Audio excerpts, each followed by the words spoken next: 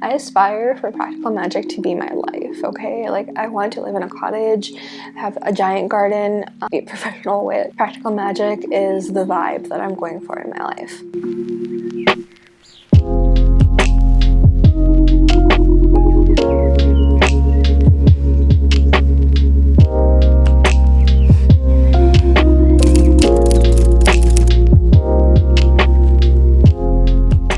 If you're new here, I'm a witch and pagan, and today I am doing the 2022 Witchy Tag. I was actually tagged for the first time, and I'm really excited to do this tag, so let's get into it.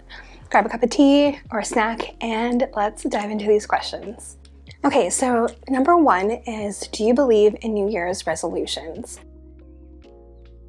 So question number one is, do you believe in New Year's resolutions? Yes, but not in a traditional sense. I really do believe in New Year's resolutions. I may not call it New Year's resolution in that time frame, that sense where everyone's getting into like the New Year's resolution, but within that time frame, I do set my intentions for the entire year. Within that time, like leading up to Samhain and coming up into the new year, I take that time to really sit down and set my intentions for the entire year. What do I want that year to represent for me? What do I want that year to resolve for me? And what do I want to achieve in that time frame? Like, who do I want to be in that year? And I take the year as an opportunity to reinvent myself in any way that I would like to better myself. So I definitely believe in New Year's resolutions, but if you're a type of person that just sloughs them off, I'm not into that. I'm into like going all in or nothing at all. Question number two is, what is your favorite color, and does it hold emotional or magical meaning to you? Yes. Growing up, I actually used to hate being told that I should have pink or I should wear pink. I hated the color pink because it was something that was expected. And every time I would tell people that my favorite color was, they didn't believe me. They thought I was making it up, which is weird. But my favorite color is orange. Orange is the most energetic, vibrant color to me. It is representative of communication. It is representative of the Mercury energy and communication, and that's what I enjoy most, is conversing with you guys and communicating how I feel internally to the world, whether that is through my music, my songwriting, my YouTube channel where I'm teaching or trying to connect with you. It's all done through communication. Even my artwork, when I draw and all that stuff, is expressing to the world, communicating how I am internally. And I've always resonated with the color orange for that reason. It's really energetic and vibrant. I like it more than yellow because it's creative and inviting and warm and energetic and almost like fun-loving to me, and it's my most favorite color in the world. The next question is, do you use mind-altering substances for meditation or divination? No, but I wouldn't be opposed to it. It just depends on what it is. There's certain things that I've been curious for, but I'm not into using drugs for any type of reason. Depends. If it was like a plant medicine in a specific ceremony, then I would definitely do it. So if I do get the opportunity to like learn from the elders and be welcomed into that fold and be part of the sacred ceremonies, there is a lot of like involvement of a pipe smoking, of tobacco, and there's other substances that some native cultures use. So I would be open to doing that because it is part of my heritage and it's something that I'd like to experience. But other than that, I don't think I would use it on like a daily basis or like a regular basis at all. I've tried smoking once and it was not a good experience. I like grained out. So it was not fun for me. I don't like feeling like I'm not in control. So definitely those type of things where I feel like I'm being like taking flight in my body is not something that I'm super into. Although people do it and they love it, so it's just not for me. The next question is, what is your favorite part of your practice? Everything I do in my practice I love. However, I like everything for a different reason, if that makes sense. So I think most people wouldn't put it into their practice if they don't love it, or enjoy doing it or find a benefit in it. So for me, for example, meditation, I love it so much because it helps ground me into my body and it helps me become more centered and observant of the world. I have a lot of empathetic tendencies. I have empath traits, and it's really hard for me when I'm constantly searching the room to see where the next problem is going to be and how I'm going to solve it. It's really hard to function as a person like that. So meditation really helps me to become more introspective and focused on the inside, and I'm less likely to be overly stressed, and I'm able to enjoy life a little bit better and not take on everything so personally. And then like my spell work, I really enjoy the working of the spell work and the doing of the ritual, because it really is empowering for me and it helps me step into my power. So I love everything about my craft, and if I didn't love it, I wouldn't include it in my craft. The next question is, how do you feel your practice has grown over time? I definitely feel like I'm less stuck in this specific like little box I've put myself in. When I first started practicing, I didn't know what it was, didn't know what it was. I was just trying spell work and manifestation techniques, and I was a witch, but I wasn't sure what I was. And then I discovered Wicca when I was younger and stuck myself into a box. And then I felt like I wasn't able to explore other sides of myself culturally even, which is crazy because Wicca is not even a religion of my like lineage. No one in my family's ever been a Wiccan as far as I know. And I felt like I wasn't able to express myself as much on my Aboriginal side of my family, or even into like my Irish and Scottish side of my family seems like a lot easier to like lean into, because a lot of Wicca practitioners, they are Celtic Wiccans or Irish like Wiccans, or they work with like the Irish Scottish deities. However, I felt like I wasn't able to branch out into my Aboriginal side of my family because I called myself a Wiccan, and that's one of the major reasons why I stopped saying I was a Wiccan and started calling myself a traditional folk practitioner and just pagan, because I just didn't want to be like boxed in. I still work with the Celtic deities and pantheon. However, I will also branch out into working with land spirits and in that other side of my culture as well. I feel like I'm a lot more free now that I've stopped imposing rules on myself that didn't really need to be there. The next question is, would you recommend any like witchy YouTubers? Yes, definitely. There's so many different YouTubers on there. Of course, there's like Annie from The Green Witch. She's really aesthetic, almost artistic cinematic videos, and then she has a lot of like how-to spell works, basic easy like simple spells to put together, or oils or balms that she puts together on her channel. She does some baking as well, a kitchen witchcraft, so I really enjoyed that. The Witch's Cookery, like so good. The way that she puts together her videos is just so beautiful, and I love watching her craft unfold. I would definitely suggest, of course, The Witch of Wonderlust is one of the first channels I first started watching when I was on social media. I first discovered that like witchcraft and paganism was on the internet in communities, and she's one of my more favorite practitioners. She has a lot of like instructional type videos and a lot of the basics on there. She's really good. I would suggest also Shadow Harvest, who's one of my most favorite like YouTube practitioners. She actually does a lot of beautiful pagan based like poetry, spoken word on her channel, but her main point of her channel is actually just to be like an online diary or grimoire of her practice, and she does like a lot of like freeform videos where she's just speaking her mind on a specific topic that is like on her mind at that time, and I just really find it fascinating and inspiring. So when I'm ever in like a bit of a rut with my practice, I'll like pop on her channel and check out what she's thinking about lately, and it usually inspires me to explore another realm of my craft or another area in the occult that I've not dipped my toe into yet. Another YouTuber that I would suggest is definitely Hearth Witch.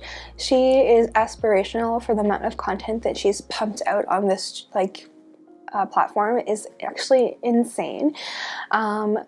She's like one of my like aspirational like YouTubers I would love to like meet one day and like maybe be friends with and be able to collab with. Like she's so like intelligent and so full of knowledge, and she's so dedicated to this platform. So if you want something with a lot of content and is really well vetted, she really like, this is her entire life. She really does care about her content and her channel, and she pumps up videos every day. Sometimes she even goes on lives for hours. Like not an hour at a time, but hours at a time. I've seen lives like 6+ hours.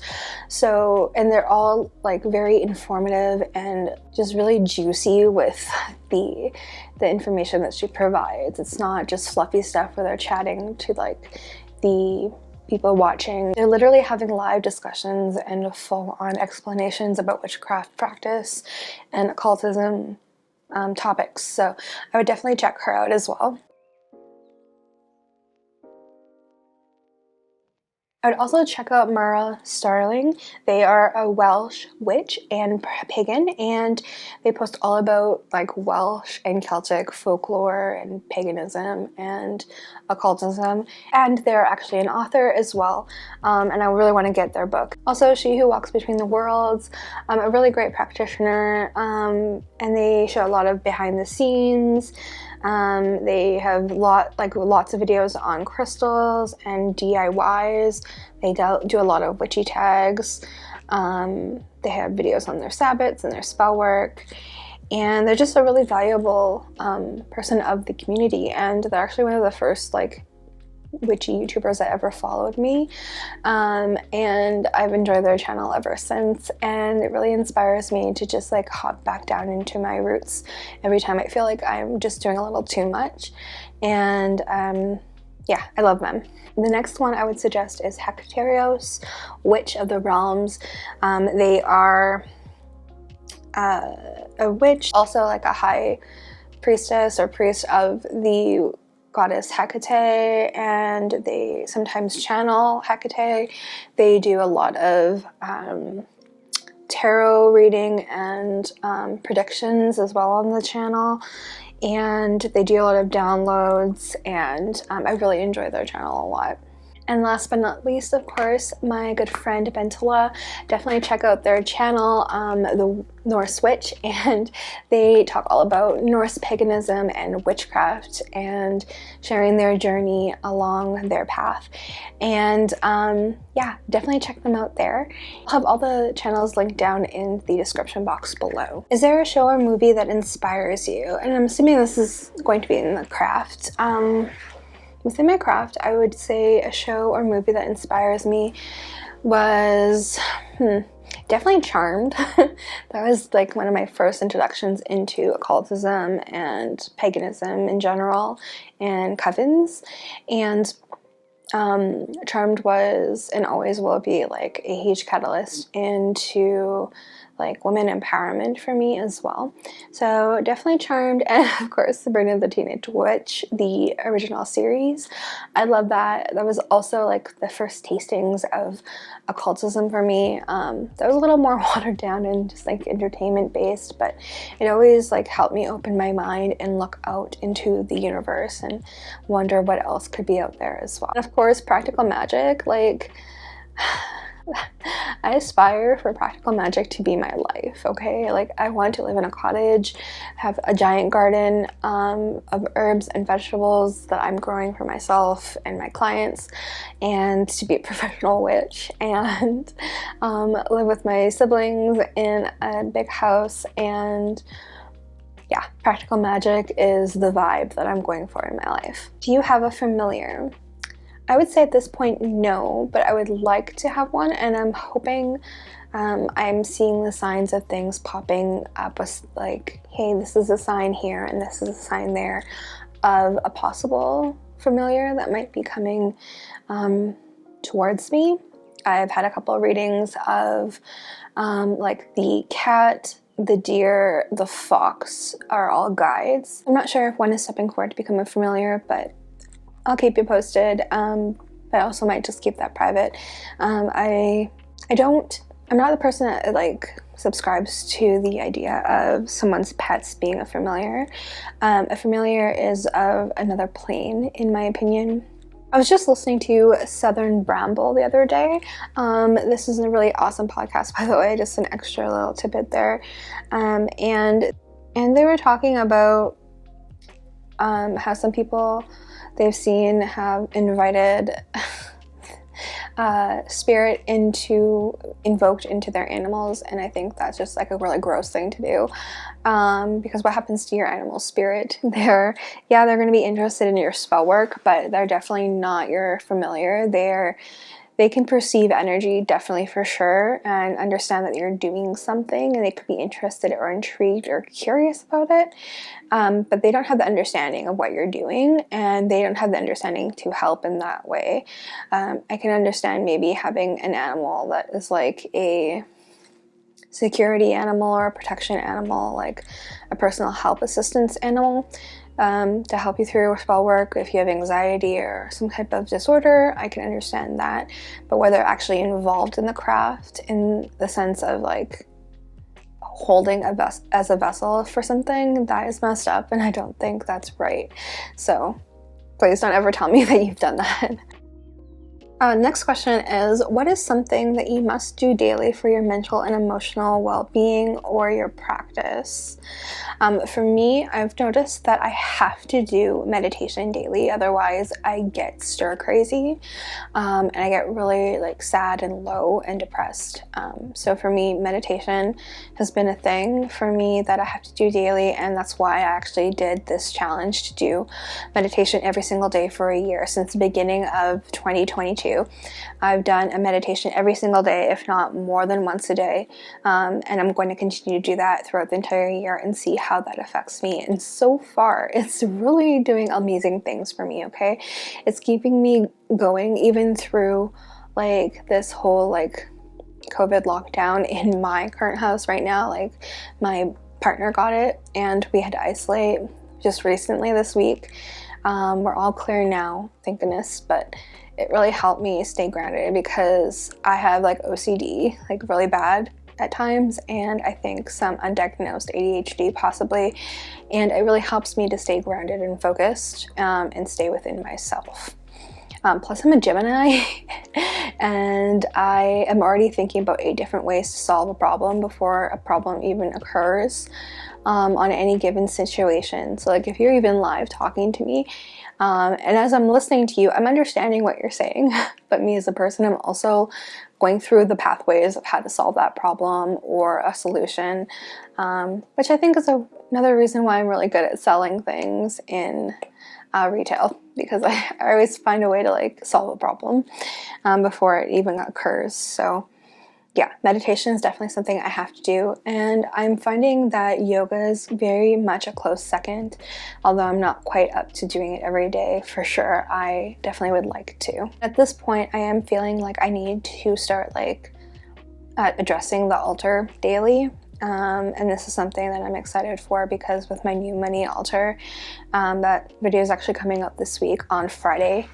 So with having my money altar, I'm more going to be active in my altar room more often, and that's something that I really want to do, is activate in me more, working more frequently in my practice and doing more spell work for myself. So having more frequent workings throughout the week, even if it's just once a week or once every 2 weeks, is really important, or even just like offering like water or an incense at the altar and having a mindful moment, I think daily would be really important for me, maybe even pulling a card or two. I'm slowly kind of just building up a basic routine for me from my old one because I feel like I overwhelmed myself a little bit. So I'm just slowly adding things to things that I find that I'm missing and like kind of longing for. What is something that started as an obstacle but now you see as a blessing?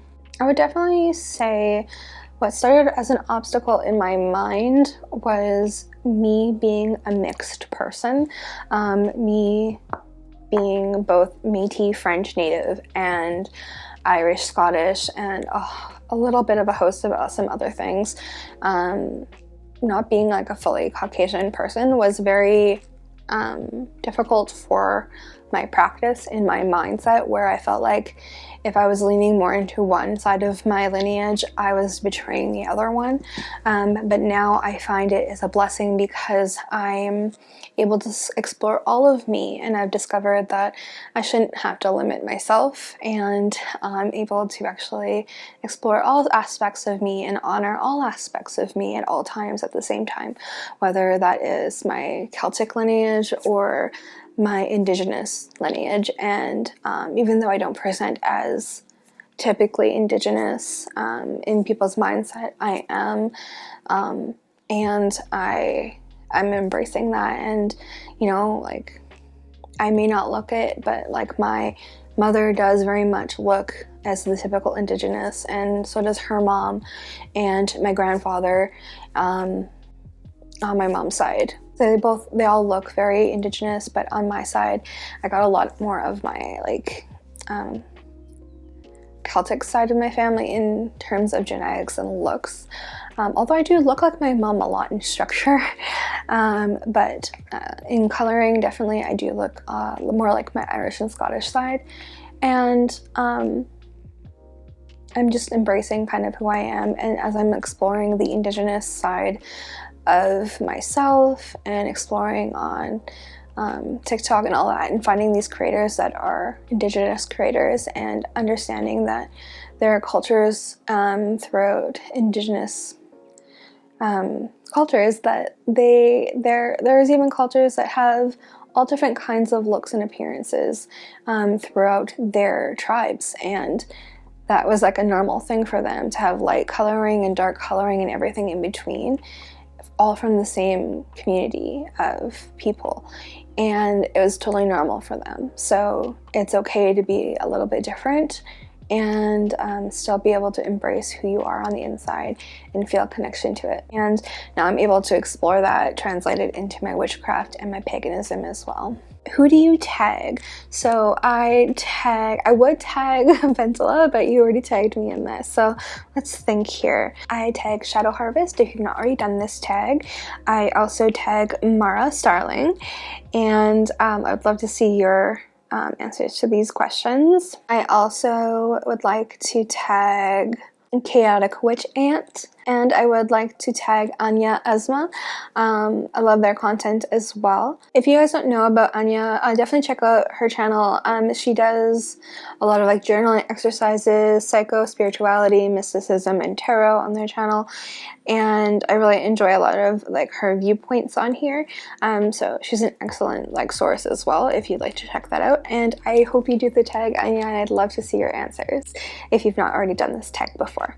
Which do you prefer, YouTube, Instagram, Facebook, or TikTok?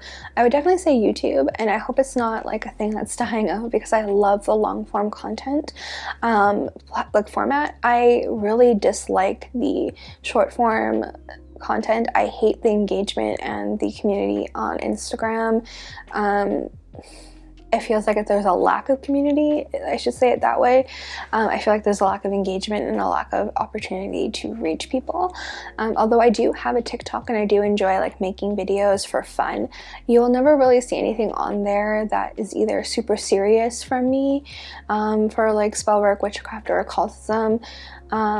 Or if it is serious, it's just going to be a very like baseline like glaze over. It's like just the icing of the cake of what I'd be talking about, just to kind of promote things to be pushed to my YouTube channel where I can get further in depth on those things, because you really can't teach anything on TikTok. It's far too short form of a platform to teach anything on there, but it's fun for like memes and just like fun things in the occult, and just kind of making fun of ourselves, and just having fun and trying fun trends. But I definitely am all about the YouTube platform. Now, if only the YouTube platform could get the same virality as TikTok, it would be amazing. If they could adopt the same like format of algorithm, I think that would be really wonderful. What do you feel like is missing from the witchy community? Am I gonna get spicy in this? I don't know. I would say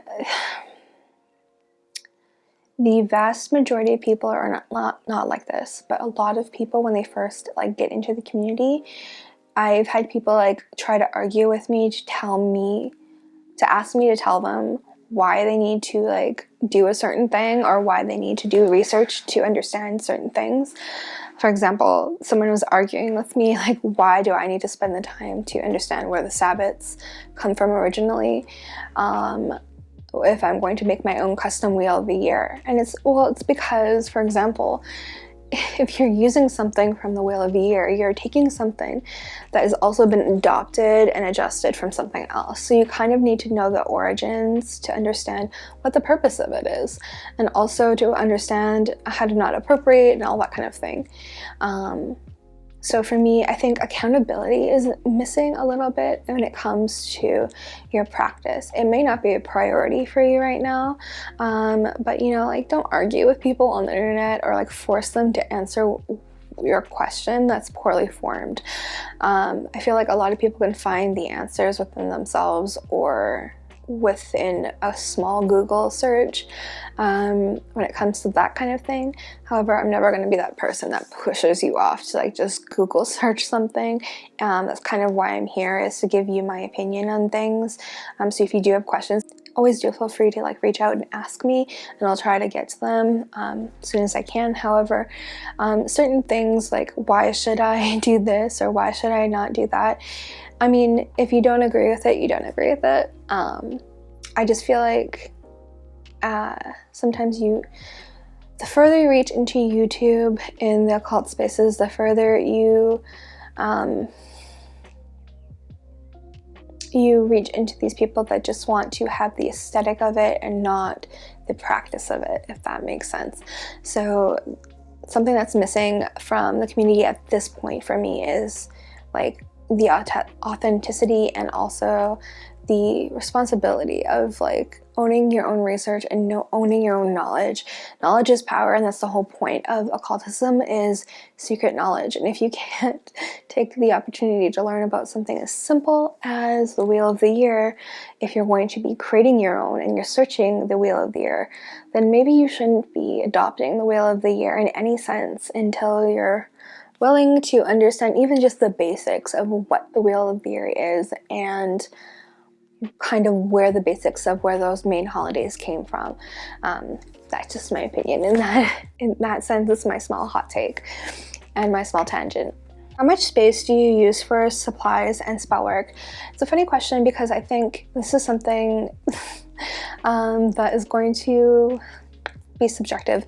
I use as much space as space would allow. Right now, I have a very small condo, 3-level condo, with a basement, a mid-level, and an upstairs. And my office altar space is very, very small. I literally had to sleep in there because of our isolation.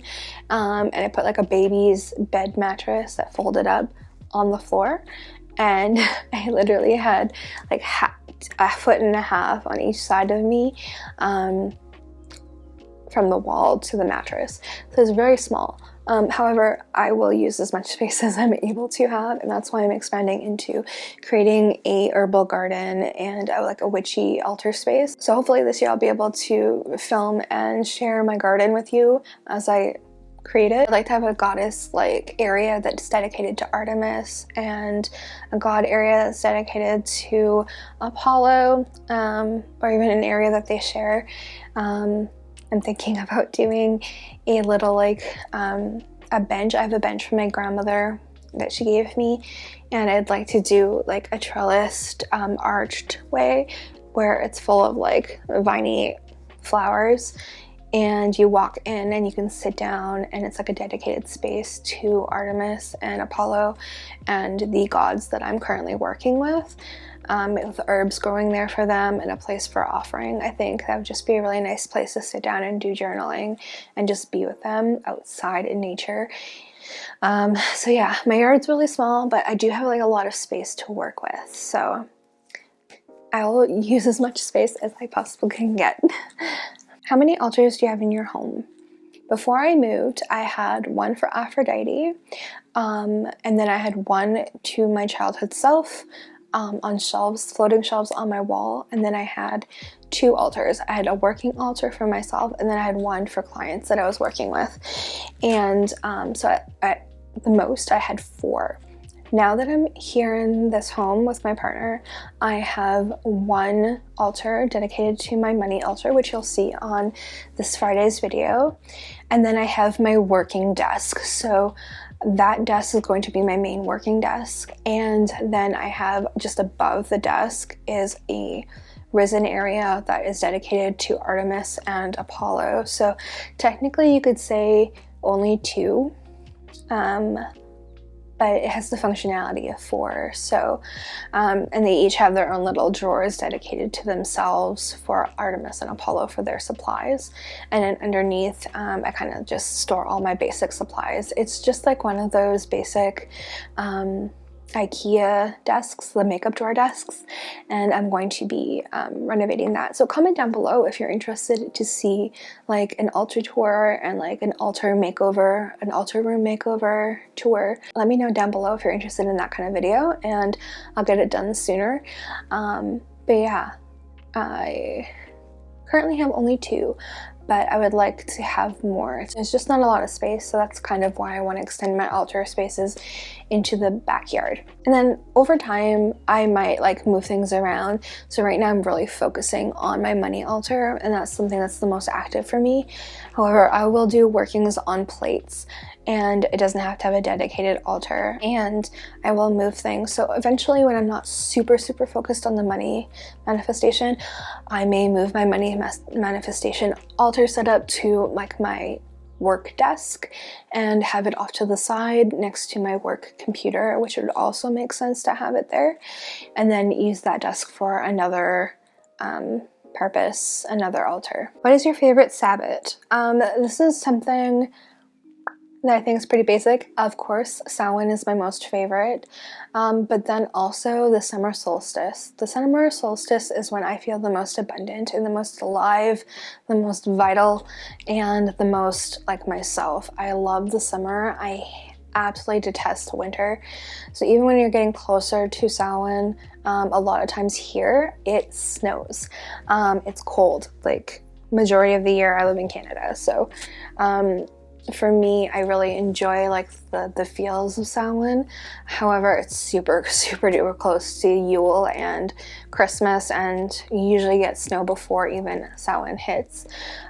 So I do enjoy like the vibes of Samhain and the energy of it, and the psychic connection that I get. However, like the summer solstice, the summer equinox is my most favorite time of the year. Do you prefer runes, tarot, oracle, decks, or pendulums? I think it depends on the situation. I use a lot of pendulum for very specific answers, like yes and no questions, because I can use a dowsing match that I created for yes and no. And I like tarot to get like an overview of things, and I also like would love to like dive into runes and create my own. However, that's not like a modality I've gotten into. But I would say even like scrying I like more than runes, or even oracle decks. See, I'm a typical Gemini. I'll use and find ways to use all of these things. So for my basic spread, I would use definitely like my basic bitch spread would be a tarot deck with a basic decent spread, and then I would use oracle decks to be clarification cards and energy clarification cards, and then if I needed a yes or no definitive answer, I would go in with a pendulum. So I can find a way to use all of these in a very good way. And then the last question is, are you out of the broom closet? Yes, both on my online sphere and then in my in-life. All my family and friends know that I'm a practitioner. And then if they don't know, we're probably not in touch anymore, and we're probably not friends anymore. I found through the last few years, people just kind of like separated, and that's totally fine. I'm starting to gain more people in the pagan and witchcraft community, and my most close friends actually, one just expressed interest in witchcraft and occultism, and then the other one is very much into manifestation and working with goddess energy as well. So my partner knows and actually loves that about me, and actually knows that I use spellwork to manifest him into my life. And I think the only place that I'm in the broom closet is work, and that will always be like that until I'm my own boss fully, and then I don't care who knows. But I live in Canada, and we are very conservative in the city that I live in, and there's a lot of people who are very opinionated and misogynistic even, and it's already hard as a female person to work in that environment. I definitely don't want to have to live up to those judgments as well and fight up those kind of like evil eye things. So I don't definitively know that you're one, trustworthy and will not say anything to anyone, and you're also not someone who practices on your own and has told me like outside of me even bringing it up without me touching on the subject. At work, I will not tell you. So I'm definitely in the broom closet for that area of my life. However, in like YouTube, online world, and in my family and friends' life, I am totally out of the broom closet. But yeah, those are the questions. I hope you guys enjoyed it. Thank you so much, Pendulum, for tagging me in this video. I'm so about tags, and I actually got tagged this time, and I'm so excited about it. I will do any tag you guys tag me in that I've not already done yet. Definitely tag me in them and let me know, and I will definitely do them. If you want more videos like this one in tags, definitely check out this video here on my last tag that I did before this one. If you want more videos on witchcraft and paganism, check out this playlist here. Stay wicked. Bye!